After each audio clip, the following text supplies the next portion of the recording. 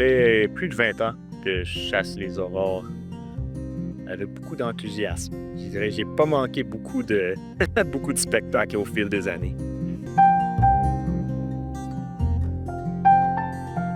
C'est vraiment un spectacle grandiose, c'est quelque chose qu'on n'oublie jamais quand on est témoin de ça. Et aussi, c'est toujours différent, donc on se lâche jamais d'aller voir ça. Et aussi, un aspect que j'aime beaucoup, c'est que on gagne pas à chaque fois. C'est quand il y a beaucoup d'incertitudes liées aux aurores. Donc, souvent, tu sors et tu reviens avec rien. Et moi, la chasse aux aurores, j'aime ça, je dirais, autant que photographier les aurores. Quand ça se produit et qu'on est capable d'avoir une photo ou deux qu'on aime en plus, c'est vraiment spécial. C'est vraiment mieux de se préparer pour un marathon parce que, c'est ça, il y a beaucoup d'incertitudes. C'est vraiment important de se préparer pour être prêt à être là pendant des heures.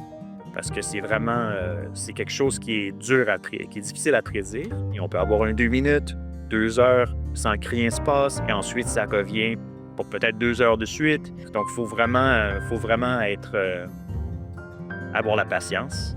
Et vêtements chauds, breuvage chaud, quelque chose à faire s'il se passe rien. Et évidemment qu'on s'aventure sur les routes la nuit, tout ça, donc tout ce qu'il faut pour passer la nuit si on est mal pris quelque part.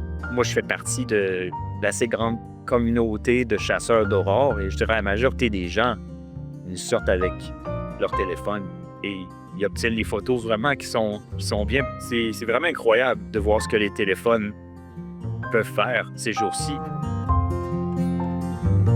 Les gens qui sont plus sérieux, je dirais un trépied, c'est sûr, parce qu'on fait des temps d'exposition assez longs. Aussi, une caméra qui donne des bons résultats au ISO assez élevé. Là. Beaucoup de batteries additionnelles, parce que des fois, on peut être parti pendant 5, 6, 7, 8 heures. Il n'y a rien de pire que manquer de batterie pendant un gros spectacle. Des cartes mémoire additionnelles, pour la même raison que les batteries. Ce serait dommage d'en manquer au milieu d'un beau spectacle.